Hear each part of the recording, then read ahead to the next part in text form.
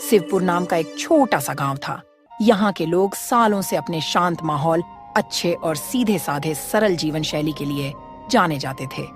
लेकिन बीते कुछ समय में इस क्षेत्र में मौसम का मिजाज तेजी से बदलने लगा था। गर्मी असहनीय होती जा रही थी और फसलें सूखने लगी थीं। सभी लोग गर्मी से बेहाल थे। फिर भी गांव के लोग एक दूसरे की मदद करते हुए जीवन चलाने की कोशिश करते। उसी गांव के कुछ दूरी पर पहाड़ी क्षेत्र में एक प्राचीन गुफा था, जहां एक वृद्ध साधु रहा करते थे। उनके बारे में कहा जाता था कि वे इंद्रियों पर नियंत्रण रखने वाले बड़े ही दयालु और अनुभवी साधु हैं। कुछ लोगों ने उन्हें साधु और कुछ ने फकीर भी समझा, लेकिन असल में वे एक व्यक्ति ही थे। उनका नाम महात्मा शिवानंद था, जो वर्षों से तपस्या कर रहे थे। वे अपने दिव्य तप से पहाड़ की उग्र जलवायु को भी सहन कर लेते थे, किंतु इस बार मौसम इतना विकराल रूप ले चुका था कि उनकी सहन शक्ति भी चूकने लगी थी।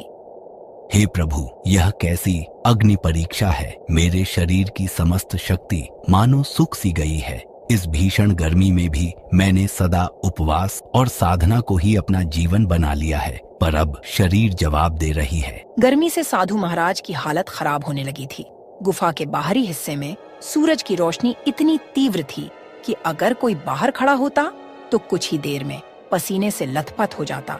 पहाड़ी इलाका में जो छोटे मोटे तालाब थे वह भी सूख चुके थे और वह पानी के बिना और भी तड़प रहे थे।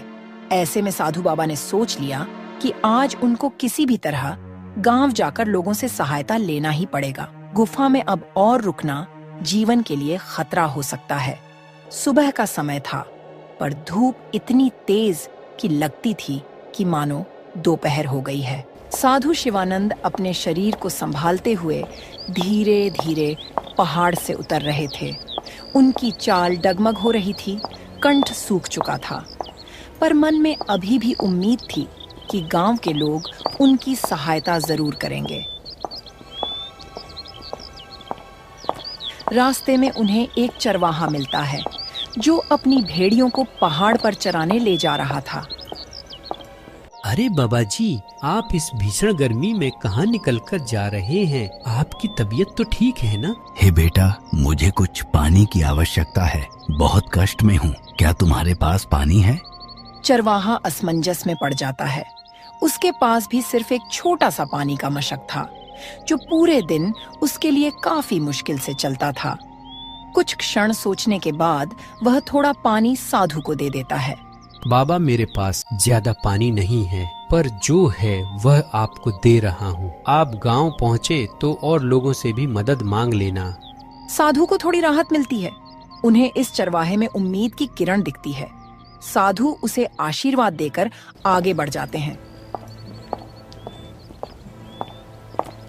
जब साधु गांव के पास पहुंचते हैं तो देखते हैं कि गांव के पास में ही एक ही कुआं था, जो अब लगभग सूख सा गया था।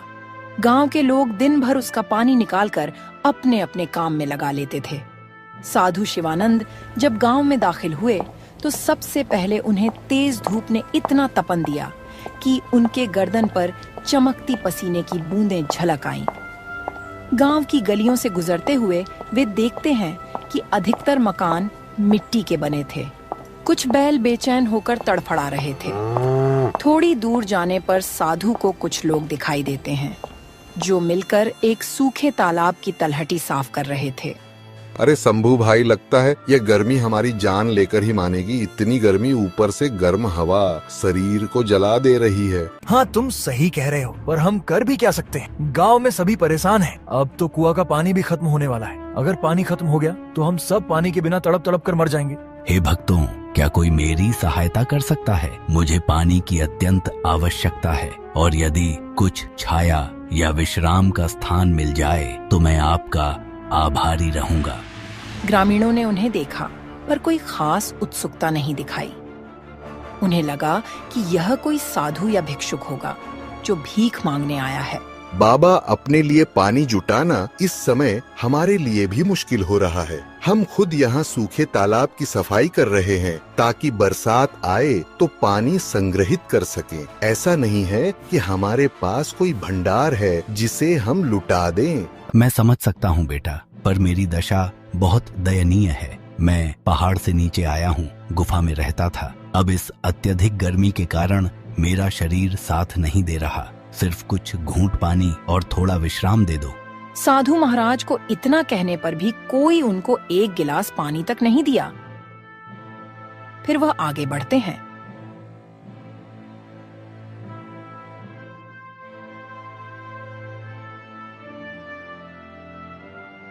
गर्मी से बेहाल मजबूर वह गांव के चौपाल पे जाते हैं, जहां लोग इकट्ठे होकर बैठते थे। चौपाल के बीच में एक बड़ा वृक्ष था, जिसकी छाया ही कुछ राहत देती थी। साधु उसी छाया की ओर बढ़े, लेकिन वहां पहले से ही कुछ लोग बैठे थे और गर्मी से बचने की कोशिश कर रहे थे। बच्चों, मुझे कुछ समय के लिए इस छाया में बैठने दीजिए और हो सके तो एक लोटा पानी दे दो। मुझे बहुत जोर की प्यास लगी है। चौपाल पर बैठे व्यक्ति बाबा का मजाक बनाते हुए बोलते हैं, बाबा, पानी की किल्लत सबको है, फिर भी अगर आपको बैठना है तो किसी कोने में बैठ जाएं, लेकिन हमसे ज्यादा उम्मीद न रखिए। फिर भी आप तो साधु हैं, आपको पानी की क्या जरूरत? आप तपस्या कीजिए। आपको तो भगवान पहले ही इतनी शक्ति दिए हुए है कि आपको पानी की क्या जरूरत? साधु जी शर्मिंदा होकर धीरे से कोने में बैठ गए। वह अत्यधिक थकान महसूस कर रहे थे। उन्हें आशा थी कि शायद कोई और उनको पहचान लेगा या मदद करेगा, लेकिन गांव वालों के बीच एक अजीब तरह का अविश्वास लग रहा था। उन्हें लगा कि साधु धोखा देने आया है या कुछ मांगने आया है जिसे वे पूरा नहीं कर पाएंगे। कुछ देर बाद गांव का मुखिया वहां आता है। वह एक तगड़ा ऊंचे कद का व्यक्ति था, चेहरे पर रोबीला भाव और आंखों में कड़ापन। उसका नाम था भगवंत सिंह। साधु, मैंने सुना है कि आप गुफा में रहते हैं और अब गांव में आकर मदद मांग रहे हैं। यह गांव कोई आश्रम नहीं है कि यहाँ साधु संतों का निशुल्क पालन पोषण होगा। जिस प्रकार हम अपने परिश्रम से जीवन चलाते हैं, वैसे ही आपको भी कोई उपाय ढूंढना होगा। साधु जी ने असहायता से उसकी ओर देखे और कमजोर आवाज में बोले, बेटा, मैंने जीवन भर तपस्या की है, किसी से मांगा नहीं, पर आज तन की कमजोरी मुझे कमजोर कर रही है। क्या इस संसार में करुणा नाम की कोई चीज नहीं बची? कुछ लोगों में हलचल हुई, पर अधिकांश ने मुखिया के क्रूर स्वभाव को देखते हुए कुछ कहने की हिम्मत नहीं की। गांव में कई परिवार थे जो पहले काफी मेहमान नवाज माने जाते थे, पर आजकल पानी और भोजन की कमी ने सबको कठोर बना दिया था। बारिश न होने से फसलें सूख चुकी थीं, कुएं का पानी भी कम हो चुका था और नदियां कहीं दूर सूख चुकी थीं। जीने के लिए लोग दिन रात संघर्ष कर रहे थे। घर के अंदर एक बुजुर्ग महिला अपनी पोता को पंखा डोला रही थी। उसे तेज बुखार था। साधु जब गांव में घूम घूम कर लोगों से मदद मांग रहे थे, तब उन्हें कई मकानों से क्रूर भाषा का प्रयोग मिला। कुछ जगहों पर मना कर दिया गया,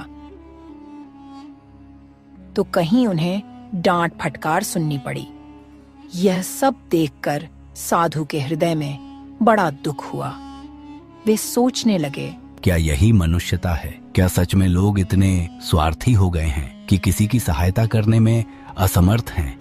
गर्मी अपना रौद्र रूप ले रही थी। जमीन तप रही थी, हवा गर्म लपटों की तरह चल रही थी। गांव के पशु पक्षी तक तड़प रहे थे। साधु के पैरों में छाले पड़ चुके थे।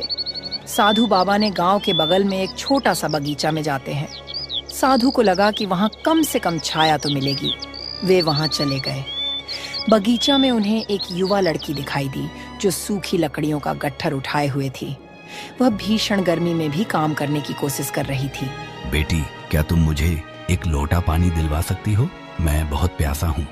लड़की के चेहरे पर दया का भाव था, पर वह भी असमर्थता जताती हुई बोली, बाबा, मैं आपको पानी जरूर देती, पर हमारे घर में भी पानी सीमित है। रोज कुएं पर जाकर लंबी लाइन लगानी पड़ती है, तब कहीं 1-2 मटकी भर पाती हूँ। माफ कीजिए, मुझे डर है कि घर के लोग नाराज ना हो जाए। इतना कहकर वह वहां से चली गई। साधु को समझ आ गया कि गांव के लोग इस समय अपने अपने संकट से घिरे हुए हैं और उनका हृदय भी सूख गया है। जैसे इन खेतों और तालाबों का पानी सूख गया हो। फिर भी साधु ने बगीचे के एक कोने में बैठकर आखिरी बार प्रार्थना की, हे प्रभु, यदि कोई चरम पर हो तो दया का अंकुर फूटना चाहिए, किंतु यहाँ तो मानवता ही विलुप्त हो रही है, ऐसा क्यों?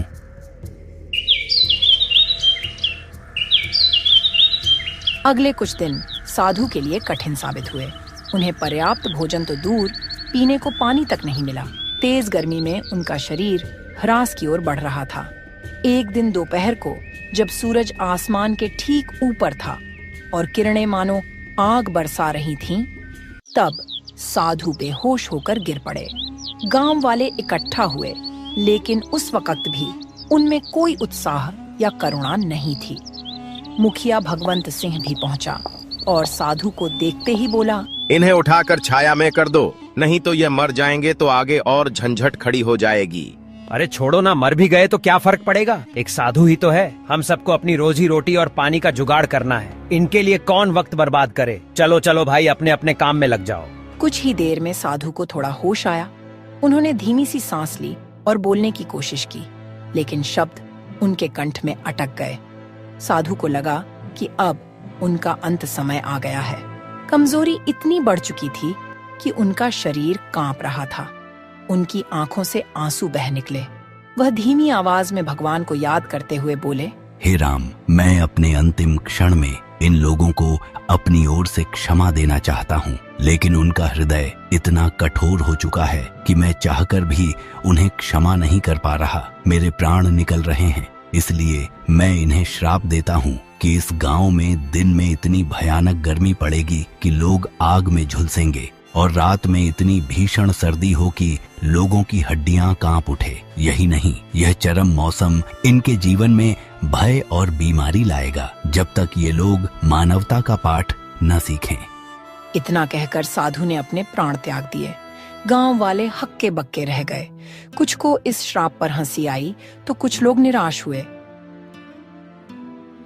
अरे भाई, यह मृतक साधु का श्राप कहाँ लगेगा? सब ढोंग ढकोसला है। चलो चलो, अपने काम में लग जाओ। यहाँ अपना टाइम खराब करने से क्या फायदा? साधु था, मर गया।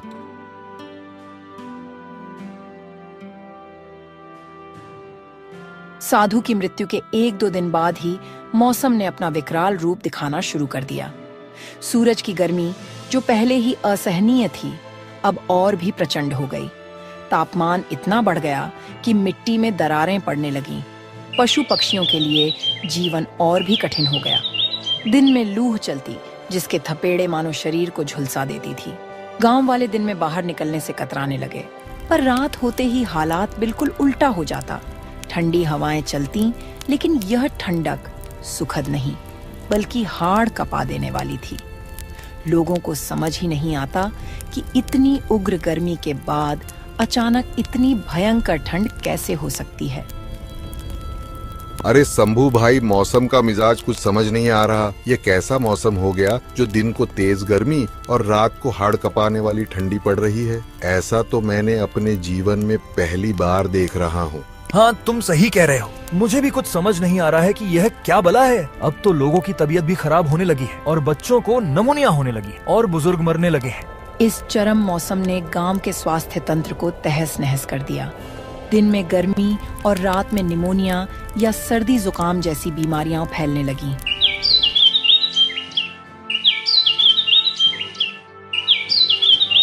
मुखिया भगवंत सिंह ने महसूस किया, हालात हाथ से निकल रहे हैं। दिन के समय कोई खेतों में काम नहीं कर पा रहा, फसलें जल रही हैं, पशु मर रहे हैं, पीने का पानी कम हो रहा है और रात में लोग कांप कांप कर सो नहीं पा रहे। बीमारियां फैल रही हैं, बच्चे बुखार से तप रहे हैं और बूढ़े मर रहे हैं। यह एक मुसीबत है। मुझे इस पर जल्दी कोई फैसला लेना होगा।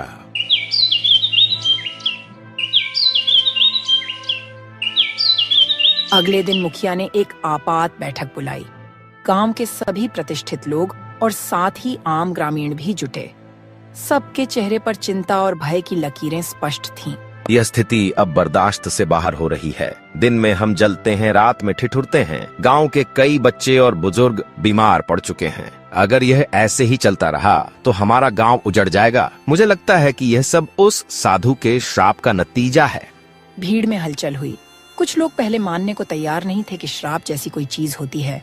अरे मुखिया जी, आप भी क्या उस मामूली साधु के श्राप के चक्कर में पड़े हैं? श्राप नाम का कोई चीज नहीं होती, यह सब ढकोसला होता है लोगों को डराने के लिए। मुखिया जी, हमने उन साधु के साथ अच्छा व्यवहार नहीं किया। वह बेचारा गुफा से चलकर आए थे, पर हमने उन्हें पानी तक नहीं दिया। वह हमारे सामने तड़पता रह गए और हम देखते रहे। हमें अवश्य ही उसका प्रायश्चित करना चाहिए। अगर सच में साधु का श्राप हम आम गांव वालों को लगा है तो हम इसका प्रायश्चित करेंगे, लेकिन अब उस साधु की मृत्यु हो चुकी है। हम कैसे प्रायश्चित करेंगे? क्या अब और कोई उपाय नहीं है जिससे हम इस श्राप से मुक्ति पा सके? किसी को समझ नहीं आता कि अब वह क्या करे। तभी बुढ़िया बोलती है, अगर सच में हमें इस श्राप से छुटकारा पाना है तो हमें गांव से कुछ दूरी पर एक झोपड़ी में वृद्ध आदमी रहते हैं। उनका नाम दादूराम है। वह बहुत जानकार और ज्ञानी है। हमें उनसे मिलना होगा। सभी लोग इस बात से सहमत होते हैं और उनके पास जाते हैं।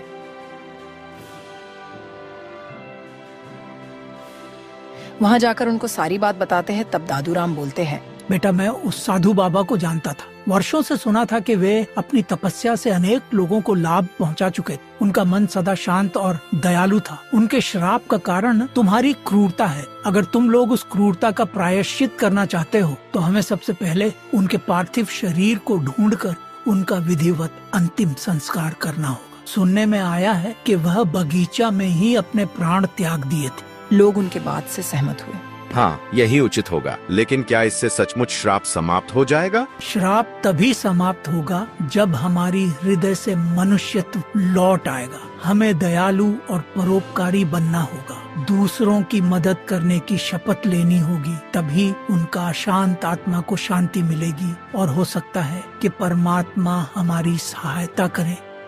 गांव के लोग एकजुट होकर बगीचा में पहुँचे जहाँ साधु का पार्थिव शरीर पड़ा हुआ था। भीषण गर्मी के कारण कुछ ही दिनों में स्थिति दयनीय हो चुकी थी, लेकिन लोगों ने हिम्मत करके शरीर को परंपरा के अनुसार अंतिम संस्कार किया। साधु का अंतिम संस्कार पूरे सम्मान के साथ किया गया। मन में सबके पश्चाताप के स्वर गूंज रहे थे। मुखिया अब बाबा से हाथ जोड़कर प्रार्थना किया, हे बाबा, हमें क्षमा करो। हमने आपके साथ जो दुर्व्यवहार किया उसके लिए हम सभी दोषी हैं। अब हम वचन देते हैं कि किसी भी जरूरतमंद को कभी निराश नहीं करेंगे। अगले कुछ दिनों में मौसम में थोड़ा बदलाव दिखने लगा। दोपहर की लू अब भी थी, लेकिन पहले जैसी भयानक नहीं। रातों की सर्दी भी कुछ कम हो गई। हालांकि अभी भी लोगों को सावधानी बरतनी पड़ती थी। इस प्रकार गर्मी का श्राप न सिर्फ एक घटना बनकर रह गया, बल्कि आने वाली पीढ़ियों के लिए एक सीख भी बन गया। इस कहानी से हमें यह संदेश ग्रहण करना चाहिए कि आवश्यकता पड़ने पर किसी भी असहाय की सहायता अवश्य करनी चाहिए। तपस्वी साधु की मृत्यु व्यर्थ नहीं गई। उनके श्राप ने पूरे गांव को बदल दिया और उन्हें मनुष्य होने का सही अर्थ समझा दिया। एक समय की बात है। एक समृद्ध और विशाल राज्य में एक वृद्ध राजा रहते थे। राजा की दूसरी शादी हुई थी। राजा की पहली पत्नी का देहांत कुछ दिन पहले ही हो गया था। पहली पत्नी से राजा को एक बेटा हुआ था, जिसका हृदय अत्यंत कोमल, दयालु और नेक था। राजा ने दूसरी शादी की थी, लेकिन उसकी दूसरी पत्नी भीतर ही भीतर जलन और लालच हर पल उसके मन में घूमता रहता था। रानी का मन इस बात से भर गया था कि जब उसका अपना पुत्र जन्म लेगा तो सौतेला बेटा उसके बेटे के विरुद्ध आधे हिस्से का दावा करेगा। इस सोच ने रानी के दिल में कड़वाहट और दगाबाजी के भावों को जन्म दे दिया था। देखो तो सही, ये सौतेला बच्चा कैसे इतना मीठा बोलता है। पर मुझे चिंता है कि जब मेरा बेटा जन्म लेगा तो उसका आधे का हिस्सेदार हो जाएगा। मैं अपने ही बेटे का भविष्य खराब नहीं करना चाहती। मुझे कुछ करना चाहिए। उसकी आंखों में क्रोध और लालच की चमक झलक रही थी। उसी शाम रानी ने अमन के लिए आदेश जारी किया। अमन, तुम आज से मेरे नौकर बनकर रहना। महल के कामकाज में मेरी सहायता करो और अगर तुम अपना कार्य ठीक से नहीं करोगे तो तुम्हें दंड भी भुगतना पड़ेगा। और सुनो, यह सब बात तुम महाराज से मत बताना। अगर तुमने महाराज से बताया तो तुम्हें उल्टा लटका के मारूंगी। माँ, मैं हमेशा आपकी सेवा करने के लिए तैयार हूँ। आखिर आप मेरी प्यारी माँ हो। माँ की सेवा नहीं करूँगा तो किसका करूँगा? अमन की मासूमियत में रानी ने नफरत का बीज बो दिया। रानी ने उसे रोज कठोर मेहनत के काम में लगा दिया करती और उसे ठीक से भोजन भी नहीं देती थी।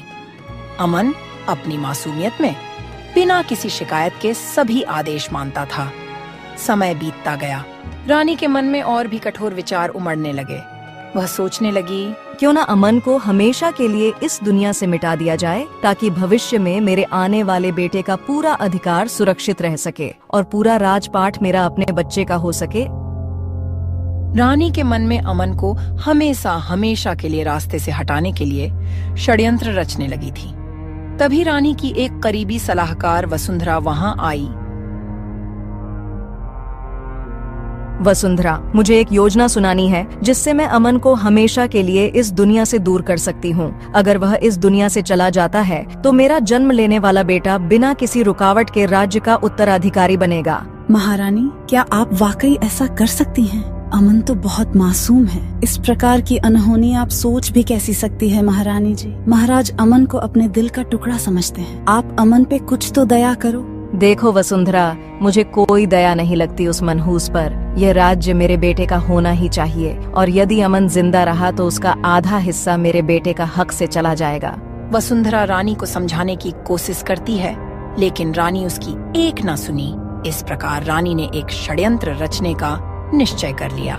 उसने एक बलवान सैनिक वीरेंद्र को अपने पास बुलाई और उससे बोली, वीरेंद्र, तुम्हारी शक्ति और निष्ठा मेरे काम आएगी। मेरे पास एक विशेष कार्य है तुम्हारे लिए, जिसे करने के लिए मैं तुम्हें नियुक्त कर रही हूँ। आपका आदेश मेरे लिए हमेशा सबसे महत्वपूर्ण रहा है। कृपया बताइए महारानी जी, मैं क्या कर सकता हूँ? तुम अमन को खत्म कर दो, मगर ध्यान रहे यह मौत महज एक हादसा लगे। किसी को संदेह तक नहीं होना चाहिए कि यह कोई साजिश थी। वीरेंद्र इतनी बात सुनकर डर जाता है। वह सोचता है कि छोटे राजकुमार को मारने की बात रानी कह रही है। वह हिचकिचाते हुए बोला, महारानी, यह कार्य मेरे लिए अत्यंत कठोर है। अमन तो एक निर्दोष बच्चा है। महाराज अमन से बहुत प्यार करते हैं। अगर यह बात उन्हें मालूम होगा तो वह सबको सूली पर चढ़वा देंगे। अगर तुम उस दुष्ट अमन को खत्म नहीं करोगे तो मैं तुम्हें झूठे इल्जाम में सजा कर तुम्हें सूली पर चढ़वा दूंगी। तुम्हें मेरे आदेश का पालन करना होगा। वीरेंद्र, तुम्हें न तो दया करनी है और न ही मना करना है। यदि तुमने नहीं किया तो मेरे क्रोध का सामना तुम्हें करना पड़ेगा। वीरेंद्र डर जाता है और रानी के आदेश का पालन करने का निश्चय करता है। हालांकि उसके मन में भय और दुविधा उमड़ रही थी, मगर वह कुछ कर नहीं सकता था। अगर वह राजा से कहता तो रानी उसे बेमौत मरवा देती। वह चिंतित था। कुछ दिन बीतता है। फिर एक दिन राजा अपने पुत्र से पूछता है, पुत्र, मुझे लगता है कि तुम आजकल बहुत उदास लग रहे हो। क्या बात है? कुछ दिक्कत है तो बताओ। कुछ नहीं पिताजी, बस माँ की याद आ रही थी। अरे पुत्र, तुम्हारी दूसरी माँ तो है ना, वह तुझे बहुत प्यार करती है। वह तुम्हें अपने जिगर का टुकड़ा मानती है। तभी रानी वहाँ आती है और झूठी प्यार दिखाते हुए बोलती है, अरे मेरे प्यारे पुत्र, तुम कहाँ थे कब से? मैं तुम्हें ढूंढ रही हूँ। तुम्हारे लिए मैं बहुत अच्छा पकवान बनवाई हूँ, चलो खा लो। तुम सुबह से कुछ नहीं खाए हो, देखो तो कितना कमजोर हो गए हो तुम। राजा इतनी बात सुनकर बहुत खुश होते हैं। वह सोचते हैं कि मेरी दूसरी पत्नी मेरे बेटे की कितनी ख्याल रखती है। इसी तरह दिन बीतते। फिर एक दिन रानी सैनिक से कहती है, वीरेंद्र, इस अमन का खेल कब खत्म करोगे? कई दिन बीत गया, इसी तरह रहा तो वह धीरे धीरे बड़ा समझदार हो जाएगा तो उसे मारने में दिक्कत हो जाएगा। महारानी, इस समय सारे सैनिक, मंत्री और प्रजा जन महल में हैं। मैं किसी सुनसान दिन का इंतजार कर रहा हूँ, क्योंकि अगर कोई देख लेगा तो हम लोग फंस जाएंगे। तो देर किस बात की? कल महाराज और मंत्री और सभी सैनिक दूसरे राज्य में कुछ सुनवाई के लिए जा रहे हैं। क्यों ना तुम कल ही सारा काम खत्म कर दो? ठीक है महारानी जी, आपकी जैसी इच्छा। फिर अगले दिन जब सूर्य की किरणें भी उदास लग रही थीं, तब वीरेंद्र ने अमन की निगरानी में लग गया। वह जानता था कि उसे आज अमन को इस दुनिया से खत्म करना है। अमन हमेशा की तरह महल के कार्यों में लगा हुआ था, बिना किसी शंका के। वीरेंद्र अमन को देखकर अपने मन में सोचता है, हे भगवान, यह मैं क्या करने जा रहा हूँ? इस निर्दोष बच्चा को कैसे मार सकता हूँ मैं? पर महारानी का आदेश सबसे ऊपर है, नहीं तो महारानी अनर्थ कर देंगी। उसकी आंखों में भी झलक रही थी अपराध बोध की चमक, परंतु उसने अपने कर्तव्य को निभाने का निर्णय किया था। धीरे धीरे वीरेंद्र ने अमन के पास जाकर उसे अकेले ले जाने का बहाना बनाया। छोटे महाराज, मुझे महल के बाहर कुछ जरूरी काम के लिए जाना है और आपको भी हमारे साथ चलना होगा। मेरे साथ चलो, मैं आपको कुछ रोचक जगह दिखाने ले जाऊंगा। ठीक है, मैं चलूंगा, पर पहले माँ से इजाजत तो ले लूं, नहीं तो वो बहुत गुस्सा होंगी, क्योंकि वो मुझसे बहुत प्यार करती हैं। उनके इजाजत के बिना मैं कहीं नहीं जा सकता। इतनी बात सुनकर सैनिक का दिल पसीज जाता है, मगर वह रानी के खिलाफ भी नहीं जा सकता था। वह दुखी मन से अमन को कहता है, अरे छोटे महाराज, रानी साहिबा ही बोली हैं तुम्हें घुमाने के लिए, चलो मेरे साथ, तुम्हें आज कुछ अद्भुत जगह दिखाऊंगा। ठीक है, चलो मैं चलूंगा, पर मेरा दिल कहता है कि मैं पहले माँ से पूछ लूं, उसके बाद मैं चलूंगा। अमन तुरंत ही रानी के पास जाता है और पूछता है, माँ, वीरेंद्र सैनिक के साथ मैं घूमने जाना चाहता हूँ, क्या आपकी इजाजत है? हाँ, क्यों नहीं, तुम जाओ, जंगल में बहुत अनोखा अनोखा दृश्य देखने को मिलेगा। तुम जाओ, तुम्हें बहुत अच्छा लगेगा। लेकिन माँ, मुझे पता नहीं क्यों बहुत घबराहट हो रही है, लगता है कुछ अनहोनी होने वाला है। अरे नहीं बेटा, यह सब तुम्हारा वहम है। तुम पहली बार जंगल का सैर करने जा रहे हो, इसीलिए तुम घबरा रहे हो। तुम निश्चिंत होकर जाओ और फिर मेरा आशीर्वाद तुम्हारे साथ है। रानी की बात सुनकर अमन खुशी खुशी सैनिक के साथ चला जाता है। तभी रानी मन ही मन सोचने लगती है, जा जा अमन के बच्चे, आज तेरा खेल खत्म। अब से मेरे आने वाले बच्चे का सारा राजपाट होगा। दोनों महल से बाहर निकलते हैं और एक सुनसान रास्ते पर चल पड़ते हैं।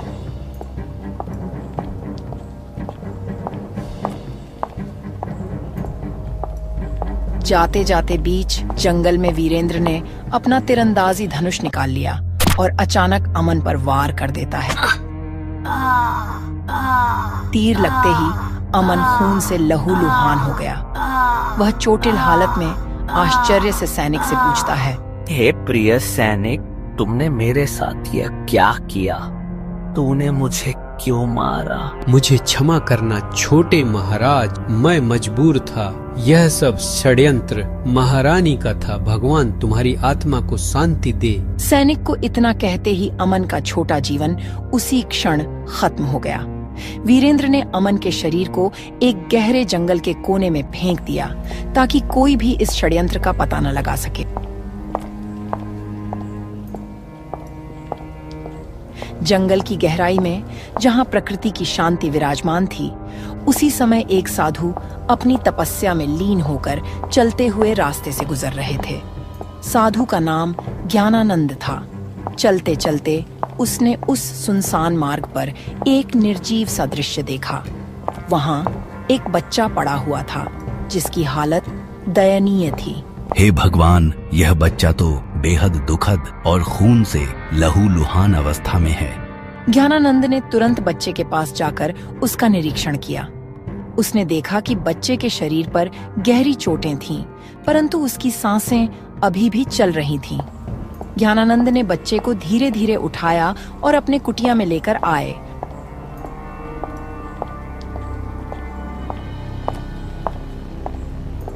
और ज्ञानानंद ने बच्चे का उपचार करना शुरू किया, उसे औषधियां दी और धीरे धीरे उसकी हालत में सुधार आने लगा। बच्चे ने ज्ञानानंद की गोद में अपना विश्वास जताया। ज्ञानानंद ने बच्चे को आकाश का नाम दिया, जैसे कि वह पुनर्जन्म प्राप्त कर रहा हो। हे बच्चा, तुम चिंता मत करो, अब तुम्हें मेरे संरक्षण में सुरक्षित जीवन मिलेगा। इधर जब राजा को पता चला कि उनका बेटा अमन महल से गायब है, तो वह पागल से हो गए और अमन को खोजने का सख्त निर्देश दिया। रानी झूठे आंसू बहाकर अमन के लिए दुखी थी।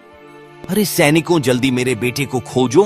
आखिरकार कौन है जो मेरा दुश्मन है, जो मेरे बेटे को अगवा कर लिया है? कुछ वर्ष बीतते हैं। जब आकाश बड़ा होता है, तब समय के साथ ज्ञानानंद ने आकाश को साधु की शिक्षा दी।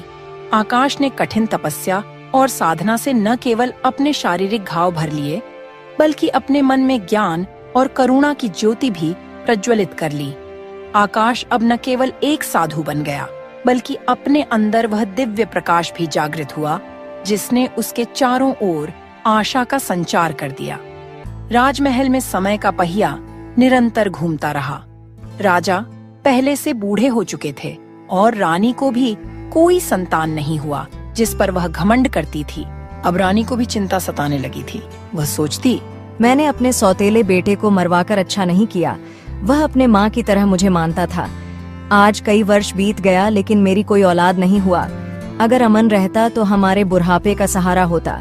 ये मैंने बहुत गलत किया, उसी का सजा भगवान मुझे दे रहे हैं, मुझे बिना औलाद बनाकर। अब रानी को पछतावा हो रहा था, परंतु अमन अब महल में नहीं था।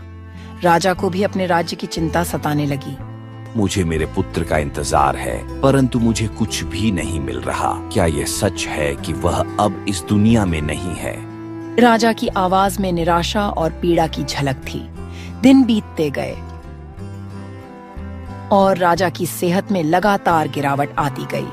उनके मन में एक अनकही पीड़ा थी जिसे समझना कठिन था। अंततः राजा की चिंता और बेचैनी उनके स्वास्थ्य पर भारी पड़ गई। राजा की स्वास्थ्य की हालत इतनी खराब हो गई कि एक दिन उन्होंने अपने प्राण त्याग दिए। महल में सभी शोक हो उठे। राजा का निधन एक गहरा घाव बनकर रह गया, परंतु यह किस्मत की मार थी जिसे कोई भी रोक नहीं सकता था। उसी क्षण ज्ञानानंद और आकाश, जो अब पूर्ण साधु बन चुके थे, भिक्षा मांगने महल के दरबार में पहुंचे। महल के दरबार में सभी लोग राजा के निधन पर शोक मना रहे थे। हे दरबार के लोग, यह क्या हुआ? किसका निधन हो गया है? दरबार के लोग साधु की बातें सुनकर उनसे सारी बात बताते हैं। क्या बताऊं बाबा, इस राजमहल में अनर्थ हो गया। यह जिसका निधन हुआ है, यह एक राजा थे। उनका एक ही बेटा अमन था जो पता नहीं कहाँ खो गया। उसी के चिंता में राजा की तबीयत खराब होने के कारण आज उनकी मृत्यु हो गई। हे बाबा, यह बताओ कि राजा का निधन किस प्रकार हुआ। ऐसा प्रतीत होता है कि उनके मन में असीम पीड़ा थी। राजा का निधन सिर्फ शारीरिक रोग के कारण नहीं हुआ। उनके मन पर अटकी निराशा, अविश्वास और अनदेखी पीड़ा ने भी उन्हें तोड़ दिया। बहुत समय पहले की बात है। राजा का एक ही संतान अमन था। वह करीब 10 साल पहले कहीं लापता हो गए। तब से राजा दुखी रहने लगे थे और उनकी आज मौत हो गई। बुजुर्ग की इतनी बात सुनकर साधु ज्ञानानंद समझ जाते हैं कि आकाश को ही उन्होंने कई साल पहले जंगल से घायल स्थिति में उठाकर अपनी कुटिया में लाए थे। फिर साधु महाराज अमन को आकाश का नाम दिया था। साधु ज्ञानानंद ने रानी से पूछते हैं, महारानी, क्या आप हमें बता सकती हैं कि राजा का निधन कैसे हुआ है? रानी, जो अब अकेली और पीड़ा में डूबी हुई थी, उसकी आंखों में चिंता और भय साफ झलक रहे थे। वह धीरे से बोल पड़ी, सच तो ये है कि मैंने ही अपने सौतेले बेटे अमन के साथ अन्याय किया। मैंने उसे अत्याचार में डाला और आज्ञा दी कि उसे मार दिया जाए। अगर मैंने उसे मरवा दिया होता तो मेरे जन्मे हुए बेटे को संपूर्ण राज्य का उत्तराधिकारी बनना निश्चित हो जाता, परंतु नियति का खेल कुछ और ही था। दरबार में एक घबराहट फैल गई। सबको समझ में आ गया कि रानी के लालच और जलन ने किस कदर राज्य में दुख और विनाश फैला दिया था।